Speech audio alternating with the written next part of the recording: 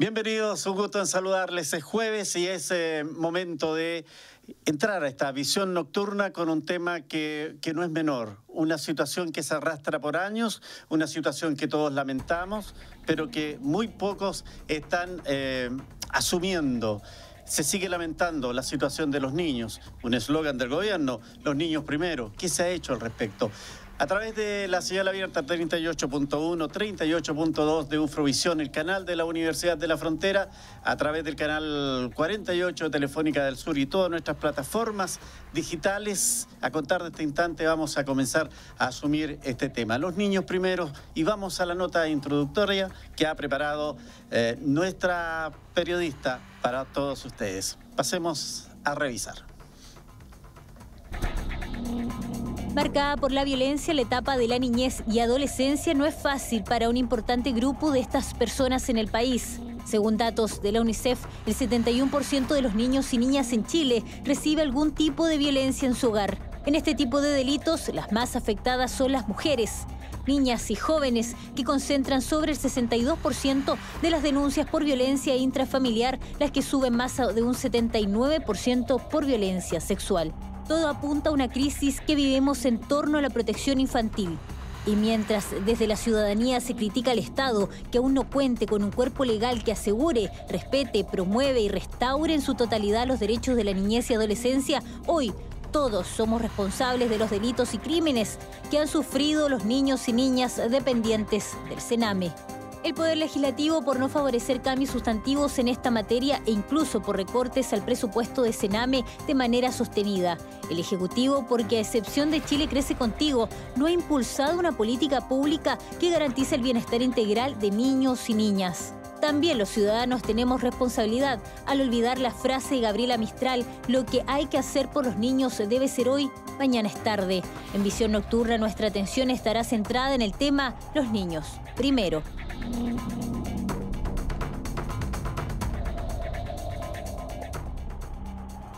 Lo decía nuestra periodista Giselle Soto, los niños primeros.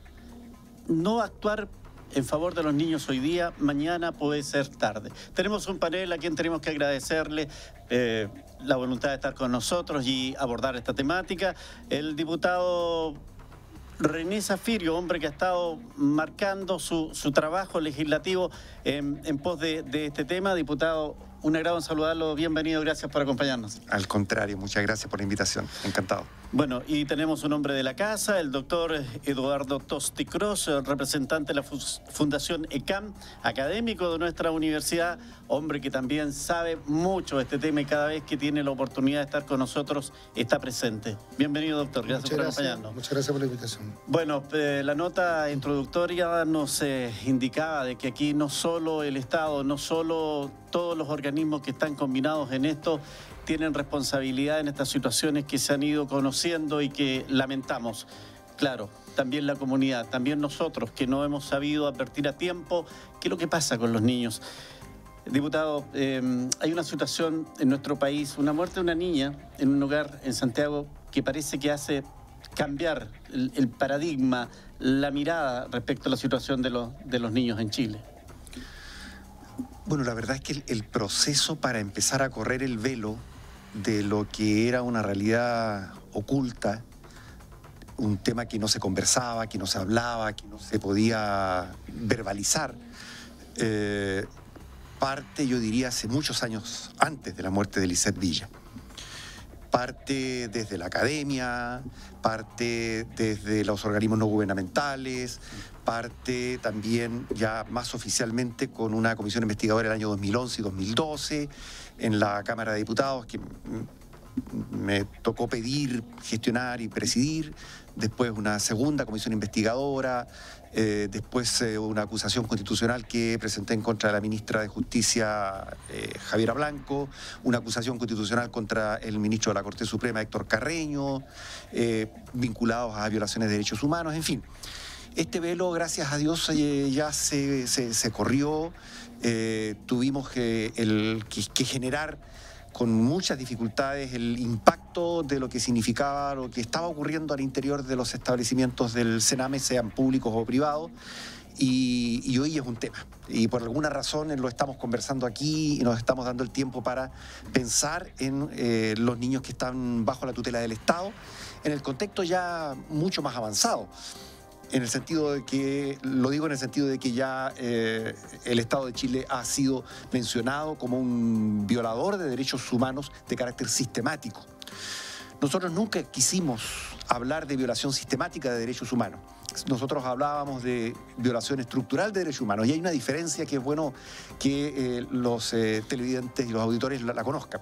Cuando uno habla de violación estructural de derechos humanos, está hablando de un órgano del Estado que es creado para realizar una serie de acciones y produce como efecto no deseado una violación de derechos humanos en niños, niñas y adolescentes. Ya.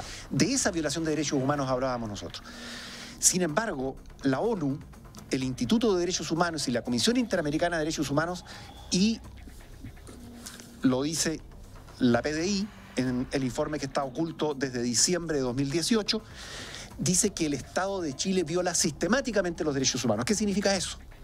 Que los órganos que están violando los derechos humanos han sido creados no para producir el efecto de salvaguardar la vida y la integridad y la indemnidad física y sexual de los niños, sino, ¿para qué están creados entonces? Sino para generar como efecto la violación de derechos humanos. Entonces, la imputación es muchísimo más grave incluso de la que hicimos nosotros en su momento. Y en ese estado estamos ahora. Vamos a conversar probablemente sobre la cantidad de proyectos que están tramitándose en el Congreso, pero yo durante la conversación voy a poner el énfasis en uno en particular que creo que es el que no se quiere tocar y es el que produce los grandes problemas. Nuestra pregunta está ahí. Respetamos a los niños en Chile. Usted puede comentar al WhatsApp de más 569-7141-5007. Aquí vamos a estar esperando sus consultas, sus opiniones para el programa de esta noche. Doctor, sin duda, cuando vamos analizando, cuando vamos mirando esta situación que ocurre en nuestro país respecto de los niños y adolescentes, duele el alma sentir, para quienes somos padres, que hay este maltrato y más aún, como dice el diputado, no hay una mirada de Estado que pretenda proteger a estos menores. Bueno, yo creo que en este tema hay muchas miradas, pero lo que no hay que perder es la dimensión natural de un ser humano, que es lo que necesita un ser humano para desarrollarse. Y esto no lo digo yo, sino que lo dicen personas que saben del tema, y aunque parezca repetitivo, ¿cierto?, lo que he dicho en otra oportunidad en este mismo espacio, hay un autor que a mí me gusta mucho, que es Boris Cyrulnik, que es un etólogo humano, creador de la etología humana, es neuropsiquiatra y es neurocientífico él, y resulta que él plantea que además de los nutrientes, digamos, de los alimentos, nosotros necesitamos, y él dice quizás más importante todavía, los nutrientes afectivos. Entonces, si en la dimensión de crecimiento de un niño no está esa parte, o no está el compromiso directo de un adulto, un referente claro, se producen grandes problemas y es difícil que después... Ahora, la buena noticia es que después se pueden recuperar, pero ¿por qué hay que hacer pasar a los niños por ese trance, digamos? O sea, cuando se crea una estructura que lo que garantiza es el techo, la comida, ¿cierto?, el abrigo, pero no da lo otro, porque hay una rotativa de gente que va pasando. Entonces el niño va aprendiendo que no hay que crear lazos afectivos con nadie. Eso textual, dicho por ellos. Para quienes tenemos, digamos, la fortuna de haber tenido esta visión bastante cercana, ustedes dicen, yo creo que no hay que crear lazos afectivos con nadie. O sea, aprenden que eso es dañino. Y que se genera la desconfianza. Absolutamente. Entonces, como que no conviene crear lazos afectivos, porque va cambiando mucho el personal de estas instituciones. Claro, si uno está durante años, tú sabes cuál es mi historia y muchos de los televidentes probablemente la conocen también. Cuando un niño está durante muchos años, y eso fue lo que a mí me impactó, y en el año 2002, con un grupo de colegas preparamos una propuesta, es esto de los largos tiempos. Yo en ese tiempo todavía no sabía todas las violaciones de derechos humanos que planteaba aquí el diputado, ¿cierto?, que después conocimos con el informe Heldry y todas esas cosas. O sea, yo en un momento cuando empezaron a aparecer todas estas situaciones, era algo que estaba totalmente lejos y fuera de mi imaginación. Para mí lo que me escandalizaba era que un niño estuviera 10 años, 12 años, 15 años, 16 años, 18 años institucionalizado, o incluso más. E incluso más, hasta con nombre y apellido yo podría decir personas que estuvieron 22 años, porque lograron heroicamente entrar a la universidad, pero seguían siendo niñas del sistema de protección. Entonces, claro, seguían dentro del sistema. Cuando se habla de niños que están institucionalizados a través del Sename, estamos hablando de personas que están con un grado de vulnerabilidad. Sin embargo, de acuerdo a lo que dice el doctor, no solo es vulnerabilidad social, de tema económico, de resguardo familiar, tema que es más duro aún, de afecto. ¿En qué cabeza cae entonces, diputado, que podamos tener servicios públicos que no tengan esa mirada de atención, de protección y de algún grado de afecto?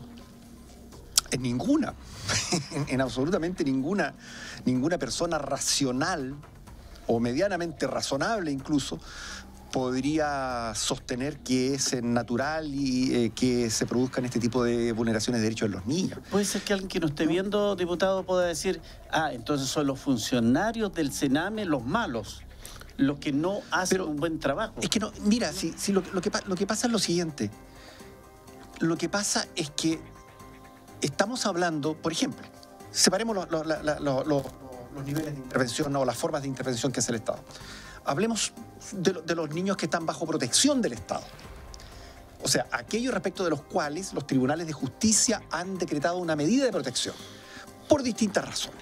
Porque aquí hay un actor que ha pasado colado, que son los jueces, y sobre los cuales creo que hay harto paño que cortar. En Chile son entre 7.000 y 8.000 niños. Cuando participé en una sesión de la Comisión de Constituciones, al ministro de Justicia, estaba la directora del Sename, estaba el director de la PDI, estaba el fiscal nacional subrogante, hace cosa de un mes atrás, a raíz de este informe de la PDI. Y yo les digo, bueno, pero si 7.000 niños en un país como el nuestro corresponde a un colegio grande, no es más que eso.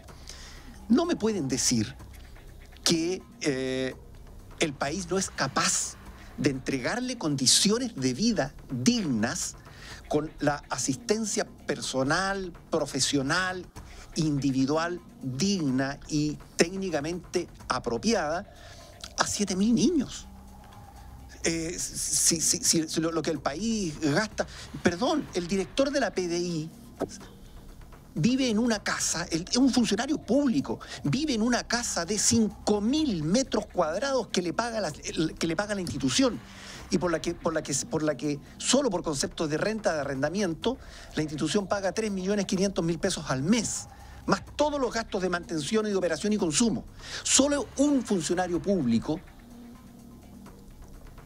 vive en una mansión como esa. ¿Me van a decir que el Estado no tiene recursos para atender a los niños? Eso no es verdad. Bueno, entonces, ¿por qué no se hace? Ahí llegamos a lo otro. No se hace porque se transformó el sistema en un gran negocio para empresas privadas. Ya no hablemos de organismos colaboradores del Estado. Fundaciones, ONG, todo eso. Mire, con nombres rimbombantes, de santitos, de santitas, de famositos, de famositas, pero en el 100% de esos centros se violan los derechos humanos de los niños. No lo digo yo, lo dice el informe de la PDI de diciembre del año pasado, que fue elaborado por orden del fiscal Emil Fork, que estaba a cargo de la investigación a todo el país, que el director nacional de la PDI no le entregó al fiscal Emil Fork, sino que le entregó al fiscal nacional, don Jorge Abbott, y don Jorge Abbott lo tomó e hizo lo mismo que el ministro de la Corte Suprema, don Héctor Carreño, lo escondió. Y solo cuando afortunadamente me enteré de la existencia de este informe, empieza a activarse. ¿Y qué ocurre con eso? Que en este informe se dice que el 60% de las vulneraciones de derechos a niños, niñas y adolescentes en los centros del Sename lo realizan personas que están cuidando a los niños, que debieran cuidar a los niños, funcionarios, trabajadores, tanto del sector público, es decir, los establecimientos administrados directamente por el Sename, como de los organismos colaboradores privados, el 60%. ¿Qué significa eso? Eso significa que cuando la PDI hace este informe, sabe, y dice el 60%, sabe cuántos niños fueron abusados, quién abusó, a quién abusó, sabe el nombre del niño, de la víctima, del victimario en consecuencia, y el tipo de delito que cometió. Desde diciembre del año pasado, que no se ha tomado ninguna medida para perseguir esos delitos, cuando los funcionarios públicos tienen la obligación de poner en conocimiento del Ministerio Público la circunstancia de tomar conocimiento de un delito dentro de las 24 horas siguientes de haber sabido que se ha cometido. Se transgrede toda la ley. Todo. ¿Por qué? Porque las redes que reciben 900.000 millones de pesos al año, que equivalen en cifras redondas 450.000 millones. Mira de lo que estamos hablando. Sí. 450.000 millones por concepto de subvención y una igual cifra por concepto de programas que se ejecutan a lo largo del país. Entonces, claro, pues a nadie le interesa que se resuelva el problema. Obvio, porque el día que se resuelva el problema se acabó el negocio. Ya no se van a recibir esas subvenciones ni se van a recibir esos fondos para los programas. Y los niños siguen igual.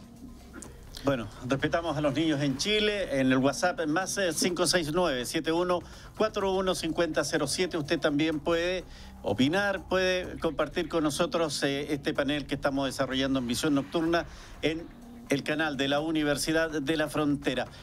Quiero salir un instante del Sename porque hay también otros niños que no están dentro de esta red de protección y que también sienten que sus derechos están siendo, de alguna u otra manera, no están siendo respetados. Onésima Yanqueo es la encargada de la Oficina de Protección al Menor Mapuche, que conversó con nosotros y nos entregó su opinión respecto de estos menores que tienen una característica especial y que también llaman a que sus derechos sean respetados. Pasemos a mirar. Bueno, nosotros trabajamos principalmente con los casos de violencia que se han vivido en la Araucanía en torno a la violencia policial que se ha dado en los sectores rurales principalmente.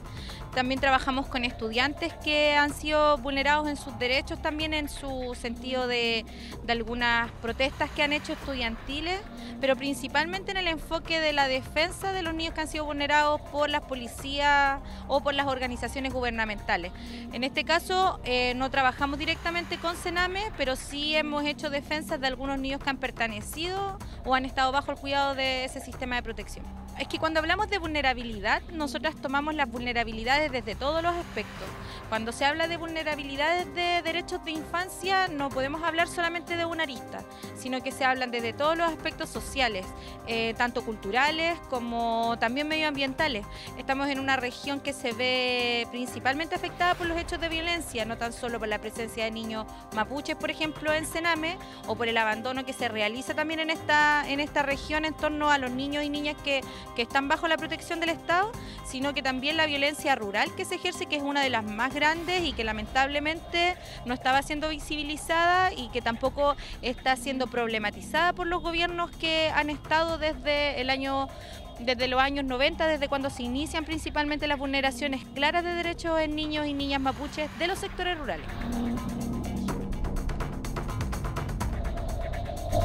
Es otro lado también de estos niños que llaman a tener el respeto por sus derechos y que sienten que están siendo vulnerados. A través de Facebook Live, Cut Rivera Poblete pregunta ¿por qué hay niños que llegan al Sename? Para ella ahí está la clave donde se debe comenzar a mirar el problema, doctor. Bueno, evidente, este es un problema complejo que se llama, ¿no? Y aquí el tema de la familia es lo que no se ha subrayado lo suficiente. La familia, aunque suene a frase cliché, es el punto de partida de todos los sistemas sociales en cualquier parte del mundo, porque ahí se forman biológicamente los individuos y la formación cultural de ellos también tiene que estar dentro de la familia. Entonces, si la familia no responde, habría que buscar por qué no está respondiendo. En muchas partes del mundo esto ocurre. También hay causas, no está asociado necesariamente a condición de pobreza. pueden haber condiciones de alto estándar económico y que los hijos están prácticamente abandonados a la crianza de otras personas o con todos los equipos tecnológicos para. Por lo tanto, esta cercanía de educación y comprometerse con eso es algo difícil de poder normar, de poder obligar. Y para eso se necesita, y esto toma prácticamente una generación, el ir formando a las personas en este rol paternal o maternal, este rol parental, y eso es lo que de repente no se asume.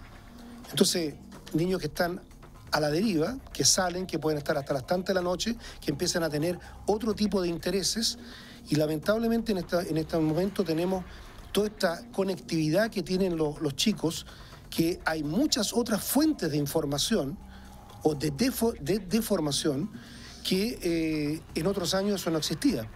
Entonces, hoy hay más riesgo que hay más riesgo. Otros años. Absolutamente. Entonces, el tema de la formación familiar y el rol de la familia tiene que ser potenciado.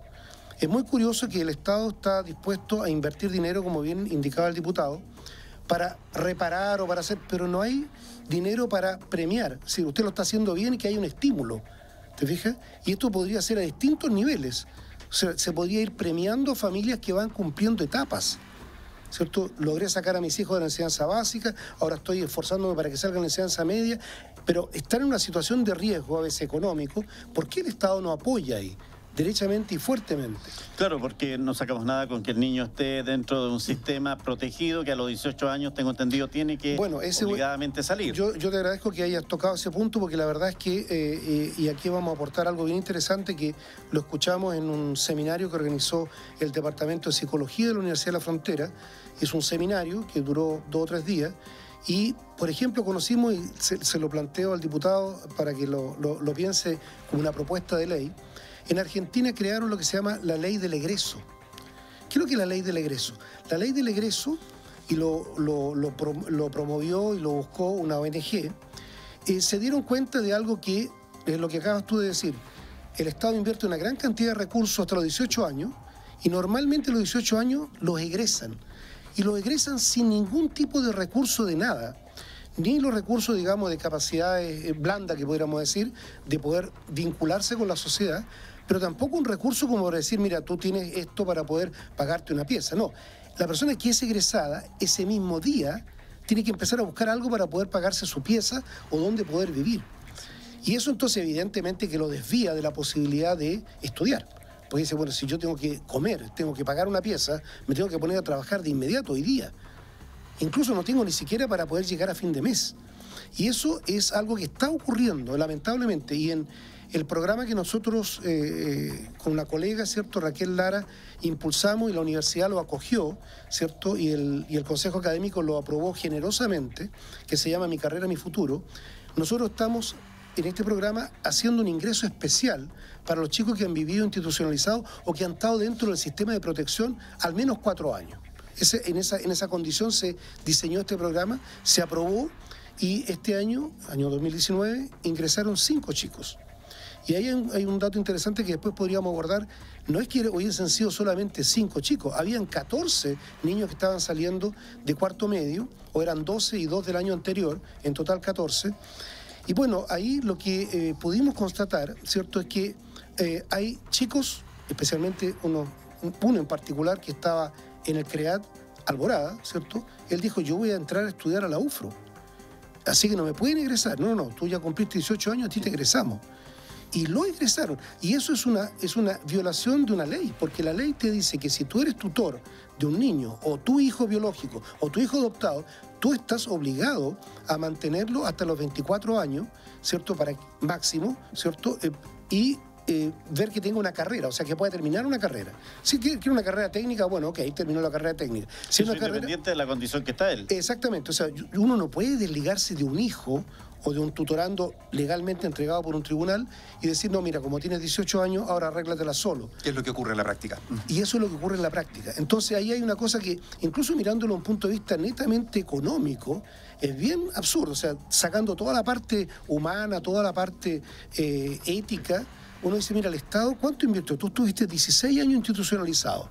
Saquemos una cuenta rápida en términos de cuánto al año estamos pagando, multiplícalo por 16, son cifras bastante considerables, y esa persona sale a los 18 años a la calle, y claro, tiene que ser un superhéroe, ¿cierto?, para no caer en la tentación de irse por otro lado más fácil. Si le dice, mira, lo que te podemos ofrecer es que vayas a lavar platos, y estás 8 horas al día lavando platos, y el tipo a lo mejor tenía capacidad, o la niña tenía capacidad para una carrera, y se ve frustrado con eso y dice, esto no vale la pena. Y de repente alguien le puede entusiasmar a que se vaya por otro camino. No quiero decir con esto que los chicos que han vivido institucionalizados están predispuestos para el delito, predispuestos para... Pero sí están los estudios que dicen que los que están en la cárcel, una buena mayoría de ellos pasó por el sistema de protección. El 50%, exactamente. Y algunos 50%. dicen incluso más. Entonces, es un tema bastante como absurdo que el Estado invierte tanto dinero en esto para tener un resultado tan pobre. Sin duda. A propósito de lo que plantea el sí. doctor, yo quiero aprovechar de preguntarle en qué pie, dónde va esta ley que el presidente de la República, recordemos, anunció para el nuevo Sename, para el nuevo servicio. Es que sobre eso quería hablar. Yo creo que hay plantear 2 puntos muy breves. Por favor. Primero, la pobreza no puede ser una causa para que a una familia se le quite un niño. Exacto. La responsabilidad del Estado ahí tiene que ver con resolver o ayudar a la familia a no descomponerse como consecuencia de su situación económica desmedrada, por decirlo de alguna forma. Entonces, en consecuencia, la dirección del Estado tiene que ser a fortalecer la familia, mejorar las condiciones del empleo, en fin, de tal manera de no desmembrar esa familia. ¿Por qué se hace lo otro? Por lo que conversábamos, lo que yo planteaba en el punto anterior. Porque es un buen negocio tener niños encerrados, pues. Porque el Estado paga. Porque al Estado, claro, porque al Estado no le interesa ahorrar en eso. Porque las redes que cruzan todos los sectores políticos, todos los sectores religiosos, todos los sectores sociales, las redes captan estos recursos y el día, como dije antes, en que esto cambie, ya va a desaparecer el negocio. Segundo, ya despachamos de la Cámara de Diputados el proyecto de ley de adopción. Una nueva ley de adopción que agiliza los procesos, que facilita los procesos, que amplía la mirada, la lógica con el foco puesto en el adoptado, no en el adoptante. Aquí no se trata de una familia que quiere comprarse una mascota. No es lo mismo ir a una mascotería a comprarse un perrito que adoptar un niño. Las responsabilidades son distintas, en consecuencia el foco siempre va a estar en el niño. Y ahí ampliamos absolutamente la base de quienes pueden aspirar a ser adoptantes.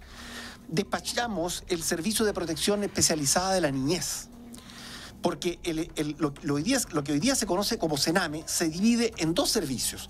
En el servicio de protección especializada de la niñez, por una parte, y en el servicio de responsabilidad penal al adolescente. El primero, dependiendo del Ministerio de Desarrollo Social, insólito que niños que recién nacidos estén bajo la tutela del Ministerio de Justicia, si además son inimputables, que los vas a procesar por algún delito. Pero ellos, si la madre está en cárcel, ellos están también ahí en la cárcel, tengo entendido. Esa figura sí. Pero ese es otro, otro tema. Me refiero a que el sistema de protección hoy día en Chile está bajo la tutela del Ministerio de Justicia y no tiene ninguna razón de ser eso, cuando estamos frente a un problema de carácter social en toda la dimensión de la palabra. Y el segundo servicio que se crea es el servicio de responsabilidad penal adolescente, que ese sí va a depender del Ministerio de Justicia, porque ahí hay niños que han sido condenados por los tribunales de justicia en el contexto de la ley sobre responsabilidad penal adolescente. Pero también se está tramitando el proyecto sobre garantías y derechos, pero, oh, sorpresa. ¿Qué pasa ahora? El gobierno, al proyecto de ley sobre garantías y derechos de niños, niñas y adolescentes, le quitó una palabra. Eliminó la palabra garantía, eliminó la palabra garantizar, incorporó a través de una indicación sustitutiva la palabra promover. Es decir, si aprobamos ese proyecto con la indicación del Ejecutivo, el Estado no tendrá la obligación de garantizar los derechos de los niños, sino solo promover los derechos de los niños. Entonces, esto de que con lo que partía el programa de los niños primero no pasa de ser una frase de una campaña electoral. Yo me hice hartas ilusiones, debo confesarlo. Me hice hartas ilusiones, he puesto toda mi colaboración en la Comisión de Constitución de la Cámara para poder avanzar en estos proyectos. Pero otra sorpresa, hay un solo proyecto que no están dispuestos a tocar. Imagínense cuál es, el de financiamiento. hemos planteado 1000 veces que aunque tengamos una nueva ley de adopción, que aunque tengamos un nuevo servicio de protección especializada de la niñez, aunque tengamos un nuevo servicio de responsabilidad penal adolescente, aunque tengamos incluso la nueva ley marco de garantías y derechos de niñas, niños y adolescentes, si no modificamos el sistema de financiamiento, que es perverso, porque le paga a las instituciones por cada día niño atendido, entonces el resultado nunca va a ser el que esperamos. Y eso es dramático porque llevamos años discutiendo esto y ningún gobierno para atrás, de ningún signo, ha querido modificar el sistema de financiamiento. Y ahí yo comparto lo que decía Eduardo, en el sentido de que aquí también podemos trabajar por la vía de un estímulo positivo. No pagarle a los organismos colaboradores por el día niño atendido, sino pagarle por por cada niño egresado del sistema, por la vía de la adopción, de la reinserción familiar, es decir, 1000 formas a través de las cuales tú puedes gastar, incluso completar su estudio, por ejemplo. Claro, invertir mucho más y permitir que esos niños, niñas y adolescentes no terminen siendo el 50% de los presos en nuestro país. Mirada de sociedad, sin lugar a dudas. Tenemos que fomentar, trabajar en que la mirada está ahí, puesta en la familia, puesta en la sociedad. Fíjese que nos escribe en nuestro Facebook Live Luis Soto Cisterna. Creo que las personas y autoridades como don René Zafirio, interesadas en buscar una solución para este tema, deberían elaborar una propuesta detallada en un nuevo sistema de protección a la infancia que describa hasta el mínimo detalle, porque la ciudadanía puede protestar y poner el tema en la opinión pública, pero cuando los gobiernos toman el tema, lo primero en lo que piensan es en darle más dinero a las entidades colaboradoras. En 2017, hace 2 años, le comentaba al diputado René Zafirio lo que primero que iba a pasar cuando el Estado buscara soluciones en el tema Sename, es que los funcionarios y el gobierno iban a entregarle más dinero a las organizaciones colaboradoras y así fue. Exactamente, yo cometí una impropiedad. Yo dije que no estaban dispuestos a tocar la ley de financiamiento, sí la tocaron. ¿Para qué la tocaron? Para aumentar en 10.000 millones de pesos, precisamente como dice Luis, en 10.000 millones de pesos las subvenciones a los mismos organismos que hacía 2 semanas antes habían sido condenados a través de un informe de la Comisión Interamericana de Derechos Humanos como organismos violadores de derechos humanos de los niños. A ellos, créanme, disculpen que hable porque fue una experiencia bien dolorosa, somos 13 miembros de la Comisión de Constitución, Legislación y Justicia de la Cámara. En ese momento en que se votan los 10.000 millones, habíamos 12 presentes, solo un diputado votó en contra del aporte a estos organismos de 10.000 millones, que fue mi voto, digamos. Y 20 votos que obtuvimos después cuando se debatió el proyecto en la sala. Seguimos recibiendo a través de WhatsApp el más 569-7141-5007. Su participación. Le preguntamos, respetamos a los niños en Chile, también en Facebook Live usted puede estar comentando. Quiero ir a conocer la opinión de quienes forman parte del Sename. Queremos señalar de que el equipo de Visión Nocturna trató de conversar con la directora regional del Sename, no fue posible, no nos recibió, en el sentido de que dijo que no estaba en condiciones de entregar sus opiniones para lo que le estábamos pidiendo. Y sí conversó con nosotros el presidente nacional de los funcionarios del Sename, Jorge Rivera, quien entregó su apreciación respecto precisamente de los anuncios de nueva ley, el funcionamiento del Sename y temas que están ahí pendientes. Pasemos a ver y a escuchar las declaraciones del dirigente de los trabajadores del Sename. Yo pienso que hoy día la ciudadanía tiene una sensibilidad distinta a la que se tenía algunos años.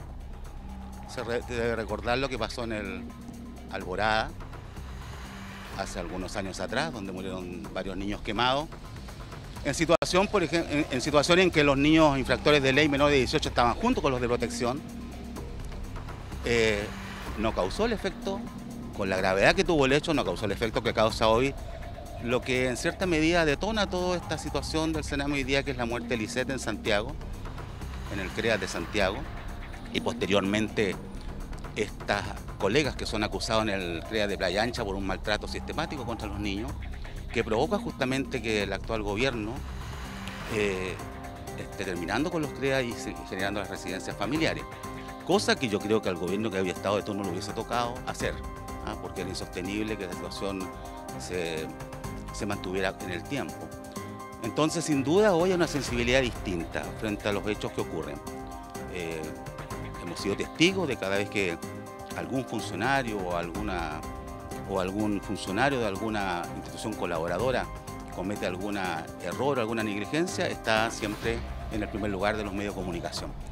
Nosotros lamentamos eso, no avalamos ese tipo de conductas y, como decía delante, hemos sido los primeros también en denunciarlas.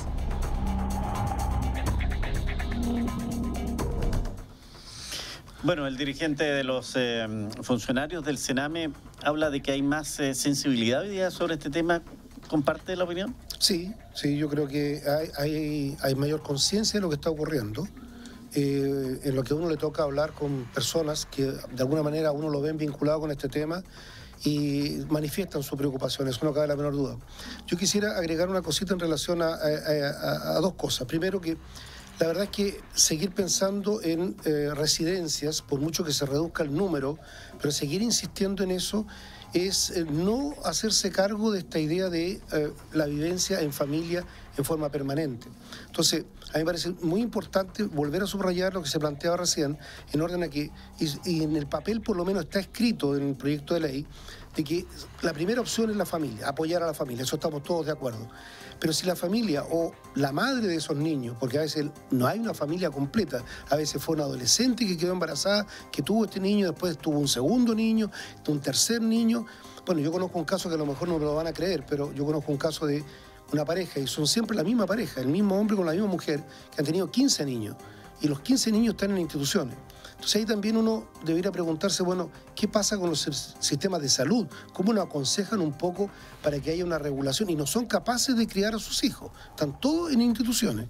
Entonces eso también es algo que hay que ir como aguas arriba, porque es cierto que está el tema de la pobreza y muchos niños son sacados por la pobreza, y eso estamos de acuerdo absolutamente con el diputado Zafirio, en que eso no puede ser una causal. Pero de repente están estas otras causales, que es el no tener conciencia de lo que se está haciendo y traer niños al mundo y que van llegando a estas instituciones. No quiero meterme en el tema del aborto porque eso sería como decir, bueno, la solución es que hagan muchos abortos. No, yo creo que debiéramos tratar de aguas arriba, prevenir a que no se llegue a necesitar hacer un aborto. Partamos por ahí. Pero a lo que uno apunta es lo siguiente, y en esto lo plantean personas tan importantes como investigadores españoles, como el mismo Jesús Palacios, que vino a la universidad, y él lo dijo claramente: un niño que han sido vulnerados sus derechos y todo, absolutamente él no debiera pasar ni siquiera un día institucionalizado. Uno dice, bueno, ¿y dónde lo ponemos? Si está en riesgo con su propia familia, supongamos que hay algún tipo de abuso. Bueno, debieran haber sistemas familiares, como existen en España, en Italia, en que sí pueden acoger a estos niños, pero están especializados para acoger a un niño, 2 niños, no más de eso. ¿Te fijas? Y ahí hay una gran tarea por hacer, o sea, hay que hacer una reingeniería de esto. Porque acá uno lee el proyecto de ley y como que por debajo te dicen, bueno, pero hablémonos claro, siempre van a tener que existir las residencias. En algún momento dice, sí, ojalá la familia, todo, pero las residencias siempre van a tener que existir. Como que se da como por descontado que una parte de los niños de Chile van a tener que vivir institucionalizados. Y eso es un error de base. Es como decir, bueno, es lógico que haya niños que pasen hambre, es natural, es lógico. Fíjese que lo que usted plantea, doctor, precisamente lo estoy leyendo en una de las personas que está siguiendo este programa, dice, crean en el niño la idea de que ellos no son capaces de ser parte de una educación de calidad y aspirar a una educación superior. Muchos estudiantes tienen estudios en colegios en los que cursan 2 cursos por año, saltándose materias tan importantes como la química, la física, las matemáticas, la biología. Me refiero a los niños institucionalizados. No es menor. Perdón, me permite una pequeña cuñita. De los chicos que egresaron el año pasado y el antepasado de la enseñanza media, nosotros hicimos toda una recopilación, acá tengo todos los antecedentes, de la región, de todas las residencias y hogares de la región, para saber cuántos eran. Porque antes de decir a la universidad, oye, ¿abramos cupos para niños? Lo primero que nos iban a preguntar es, ¿pero cuántos son? Y la verdad es que no lo sabíamos. Entonces empezamos a recoger información desde todos los residencias y hogares de la región, sea directa de administración directa del Sename o de algunas OCA. Y al final lo que tuvimos son un listado de 14 personas que estaban en cuarto medio, 12, y 2 que habían egresado en el año anterior, 2017. Entonces, en ese momento con mi colega dijimos, oye, vamos a tener que hacer una selección, porque como aprobaron 6 cupos y nada más que 6, uno por cada facultad, vamos a tener que inventar algún sistema y vamos a pedirle a la oficina de admisión que cree un sistema objetivo para poder seleccionarlo, lamentablemente. Vamos a tener que llegar a eso. Y la verdad es que empezó esto a bajarse uno detrás de otro. De repente me decían, no, la niña tanto no va a postular a la UFRO. ¿Y por qué no? Y aquí me pongo los anteojos para leerlo bien, no voy a leer el nombre, por supuesto, una chica que salió con un 6.5, ¿cierto? Y esa niña, ¿cierto?, estaba dentro del rango de edad normal. Otra chica que salió con un 6,2 con 17 años. Yo digo, ¿cómo lo hizo? Viviendo institucionalizada, ¿cierto? Una gran parte de su vida, ¿cómo es posible que haya salido con un 6,2? O sea, yo apuesto absolutamente por... Bueno, estas 2 chicas, por ejemplo, no postularon a la UFRO. No, dijeron, prefiero una carrera técnica, prefiero una... Entonces, lo que acabas de decir tú es absolutamente verdad. Se van incorporando como que no, la universidad no es para mí. No, yo no tengo derecho para ir a la universidad. No, yo soy poca cosa. Entonces, claro, aunque no haya sido un sistema en que le hayan abusado o que le hayan maltratado, como lamentablemente hemos sabido que ha ocurrido y sigue ocurriendo lamentablemente, se va incorporando esta idea como que no, yo estoy fuera de eso no es para mí. Es como el escritor Gómez, ¿cierto?, que hablaba del río, el famoso libro El Río, que los chicos hablaban de ir a la ciudad. Ellos vivían debajo de los puentes, dentro de la ciudad, ¿cierto? Estamos hablando de los años 40, por allá. Sí. Ellos decían, ir a la ciudad era ir a donde estaba la gente. Ellos estaban como fuera de la ciudad. Entonces, de alguna manera aquí se repite ese mismo esquema, como que yo no merezco eso.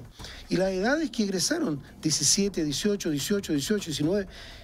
¿cierto? ¿Qué es lo que estamos viendo acá nosotros? Lo vimos en directo. La famosa mito de que todos los chicos del Sename vienen 3, 4 años atrasados, Eduardo, si no tienen vuelta estos chicos. Y vemos personas que egresaron con un 6,2 con 17 años. O sea, entonces digo, ¿qué cuento están contando? Así es. Sí. Yo quiero aprovechar, diputado, vemos la situación que está. ¿Hay algún país en el cual pudieron mirar? Algo nos hacía referencia el doctor. ¿Hay algún país donde podamos mirarlo y decir, sí, mira, por aquí puede ir la mano, por aquí está la solución? Yo creo que no hay una receta que se pueda copiar íntegramente. Sí, claro. Hay países en que el estándar de protección, sobre todo los países nórdicos, algunos países de Europa, pero también hay otros países de Europa donde se producen muchos problemas de violaciones de derechos humanos, de vulneraciones de derechos. De tal manera que nosotros como país estamos en condiciones de construir nuestro propio modelo. Y eso es lo importante. Ahora, ¿por qué no se construye este modelo? Porque hay muchos recursos comprometidos que las personas e instituciones que los están recibiendo no los quieren soltar. Eso es lo básico. En relación con lo que decía en la nota el dirigente del Sename, yo entiendo que él como dirigente del Sename diga, nosotros los trabajadores del Sename hacemos todo lo posible, etcétera, etcétera, etcétera. Pero la verdad es que no es así, pues. No es así, porque ellos como trabajadores ven, observan, saben, conocen el tipo de delitos que se cometen dentro de los establecimientos del Sename y no los denuncian. Cualquier televidente puede hacer el siguiente ejercicio. Vaya, un día hábil, un fin de semana, un día hábil, el día que quiera, a golpear la puerta o a tocar el timbre de un centro del Sename, sea público o privado. Y cuéntenos después si lo dejaron entrar o no. Le van a decir que no puede entrar porque hacerlo significaría violentar la privacidad y la autonomía de los niños, en fin. Y allí lo que ocurre en la práctica es que se oculta o se pretende seguir ocultando una realidad que es hoy día indesmentible, que lo ha dicho todo el mundo. Sin embargo, no hay forma de lograr que el Estado siga avanzando. El año pasado presenté un proyecto, una solicitud de proyecto de resolución a la Cámara de Diputados que se aprobó por unanimidad, para crear la Comisión de Verdad y Reparación. Primero, Comisión de Verdad, que el Estado asuma su condición de responsable.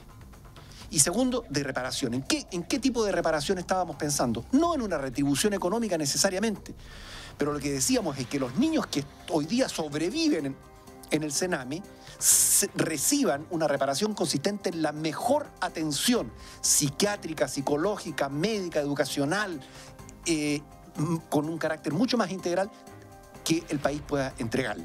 Muy por sobre la que reciben los niños que pertenecen a familias de más altos ingresos, porque la lógica del Estado tiene que ser precisamente esa, ir en ayuda de los más débiles.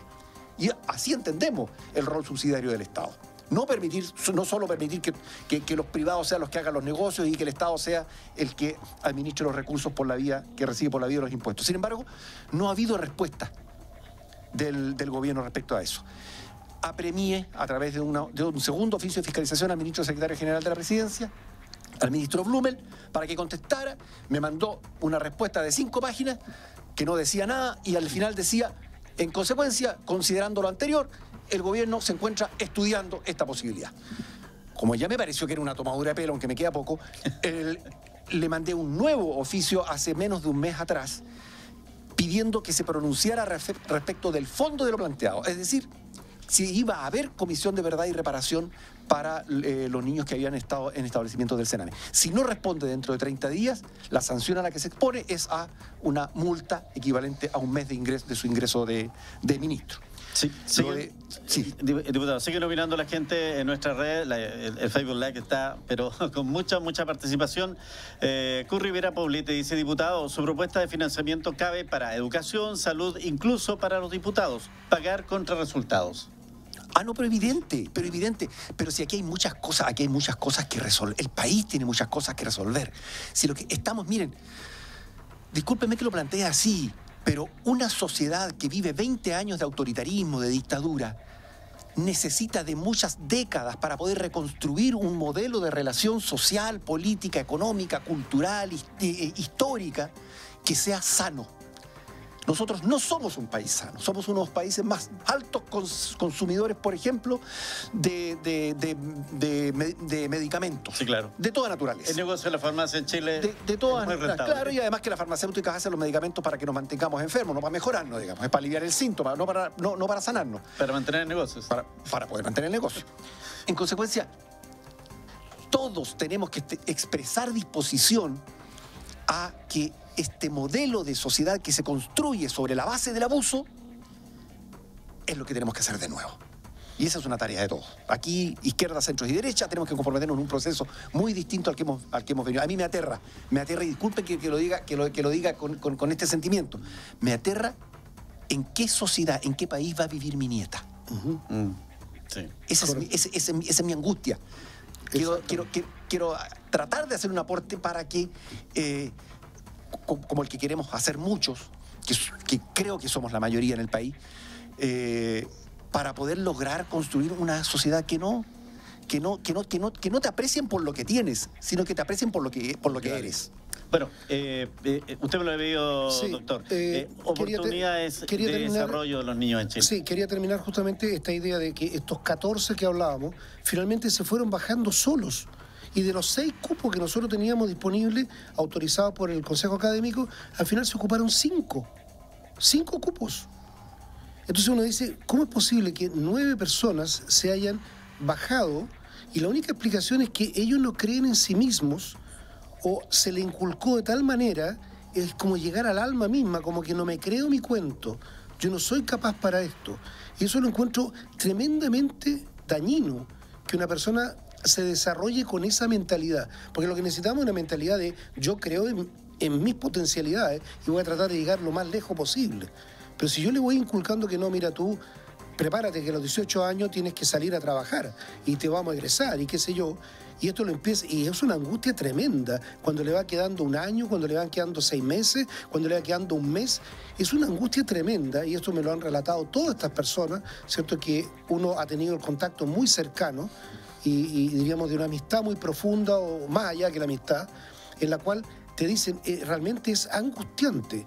Algunos te dicen, es que nosotros empezamos a fantasear con el suicidio, de cómo nos vamos a matar. Y yo, no te creo, pero ¿cómo? Sí, porque si afuera nadie me está esperando. No sé dónde me voy a ir a vivir. Esa es la realidad.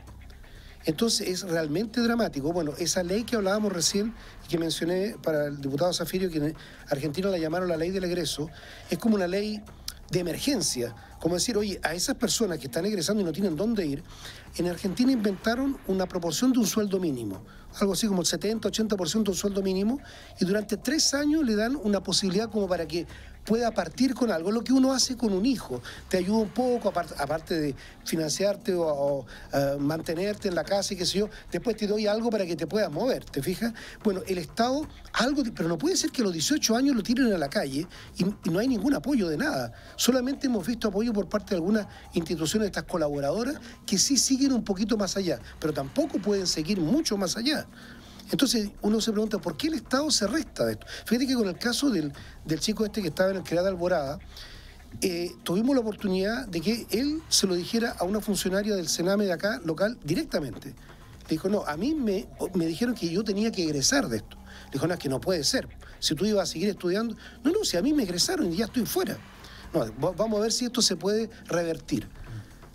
Pasó un tiempo, nos contestan y dicen, no, hice la averiguación en Santiago. No se puede. No, porque el niño ya tiene más de 18 años. Sí, pero es que, o sea, el error fue antes, no me aplique una legulillada, porque no, es que el sistema no permite que ingresen de nuevo al sistema de protección con 18 años. Entonces, la verdad que si se quería solucionar el problema era muy simple. De hecho, esta misma persona, ella lo había planteado. Voy a consultar si podemos derivar, por ejemplo, hacia la universidad parte de la subvención que se pagaba por él. No, le dijeron tampoco, a pesar de que la UFRO es una organización colaboradora del Sename. Esto se estableció, este convenio, hace mucho tiempo atrás. Por lo tanto, perfectamente podría haber hecho una transferencia de fondos para poder darle apoyo a este chico. En este momento lo estamos apoyando nosotros directamente, porque no tenemos recursos para eso, porque la universidad creó un programa de ingreso, de apoyo con todo lo que significa el programa de acompañamiento académico universitario, el famoso PAU. La Dirección de Desarrollo Estudiantil se ha aportado un 7, estamos dando todo pero la UFRO no tiene recursos como para decir, bueno, toma, ahí tienes plata para que pase el mes. No puede estar pagándole a estos chicos. Entonces, uno dice, ¿por qué el Estado se restó en el momento más delicado, el momento más oportuno? No, ahí yo te abandono. Una muy buena idea. Fíjese que quiero agradecer a la gente que nos está siguiendo hasta ahora. Hay una cantidad inmensa de comentarios. Estamos a pocos minutos de cerrar. Eso responde al interés que tú preguntabas recién. Sí, y dice, qué importante es que se visualice en Chile si se respeta a los niños. Hoy en día, lastimosamente, sabemos que no es así. Desde nuestro Sistema Nacional Sename se vulneran los derechos constitucionales de nuestros niños, que por ende lleva consigo la penuria de muchos niños muertos en centros administrados o subvencionados por ellos mismos.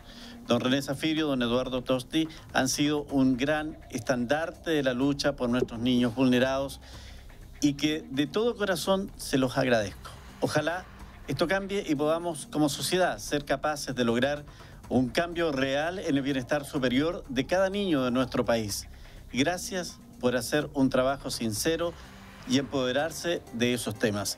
Desde Villarrica, familia de acogida, Peña Cisterna. Perfecto, muy bonito. Pero, bueno, podría ser un último llamado.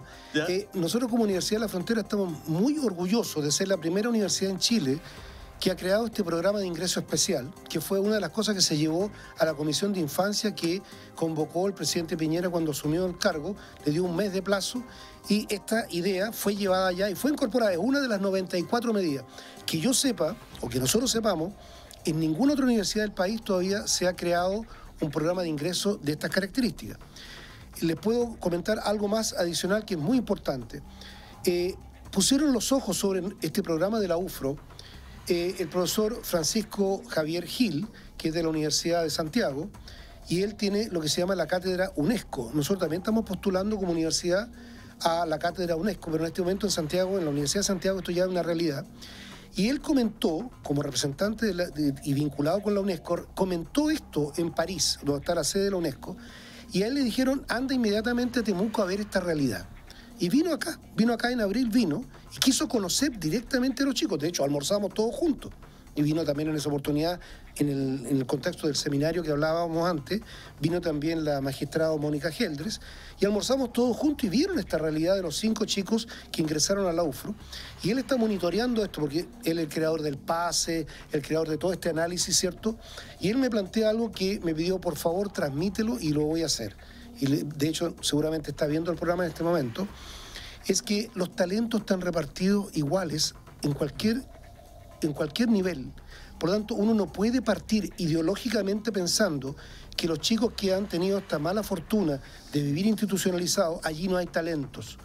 Entonces, nosotros como sociedad seríamos muy tontos si dejamos perder talento. De hecho, también tenemos en la universidad el programa El Proenta, que es la captura de los talentos, ¿cierto? Perfecto. Bueno, en el Sename también, o en el sistema, digamos, de protección, también hay talento. Nadie dice que el 100% van a ser premios nacionales de ciencia, no, pero busquémoslo, démosle la oportunidad. Si aquí vemos estas notas de término de enseñanza media, superiores mucho a lo que yo terminé en enseñanza media, ¿cierto? Muy superiores, esas personas seguramente tienen mucho más talento que uno. Y dije, ¿ahora dónde está? ¿En una carrera técnica o a lo mejor trabajando en cualquier cosa para poder pagarse una pensión? Entonces, eso, nosotros como país estamos funcionando mal ahí. Entonces, la invitación, y si está viendo algún colega de alguna otra universidad, lo invito a que mueva esto dentro de su universidad, porque esto no es una exclusividad, por ahora es exclusividad, pero queremos que de esto se contagie todo el país, ojalá, ¿cierto? No es tan complicado, no tenemos todas las carreras. Me recuerdo que en un momento había una chica que quería estudiar música, por ejemplo. Bueno, en la UFRO no tenemos la carrera de música, ¿cierto? Entonces teníamos que ver dónde. Al final ellos consiguieron en otra parte y se fue a otra región. Entonces eso es un poco lo que quería transmitir. Muchas gracias. Gracias a usted por la visita, diputado. Gracias por acompañarnos esta noche. Al contrario, gracias por la invitación. Este es un tema, desgraciadamente, respecto del cual vamos a tener que estar hablando durante mucho tiempo. Lo importante es que la gente tiene sensibilidad. Si me permites 30 segundos, y vamos a tener que seguir hablando de este tema porque se están haciendo las cosas mal. En la segunda comisión investigadora que creamos en la Cámara de Diputados, en un momento determinado, planteamos el tema de la atención de salud de los niños en el Sename. No del Sename, en el Sename. El subsecretario de Salud dijo, ¿pero cuál es el problema si eso ya lo resolví? Yo mandé un oficio en marzo del año pasado y dije a todos los servicios de salud en el país que los niños que estaban en residencia del Sename tenían que tener una atención preferente. Mira qué estupidez más grande. Cree un burócrata sentado en un escritorio en Santiago creyendo que es posible resolver la atención de salud que ni siquiera recibe el resto de la población, solo diciendo que era obligación atender preferentemente a los niños en el Sename. Bueno, estas y otros temas, sin lugar a dudas, tienen que seguir siendo puestos sobre la mesa, analizados con altura de miras para encontrar una solución definitiva. A lo mejor no va a ser hoy día, mañana, pero en algún momento hay que llegar para poder también llevar tranquilidad a estas familias y particularmente a estos niños que mañana son, como muchos dicen, el futuro de Chile. Ha sido la oportunidad de estar conversando con un gran panel, agradecer la muy alta sintonía que hemos tenido a través del canal de la Universidad de la Frontera. Recordarles que este domingo a las 14 y a las 20 horas este programa se repite a través de UFRO Radio para quienes no han tenido la oportunidad de seguirnos, y a contar de las próximas horas ya también queda a disposición de ustedes en nuestras redes sociales para que puedan seguirlo, revisarlo nuevamente, ir analizando algunos temas. Gracias por acompañarnos, será hasta el próximo jueves.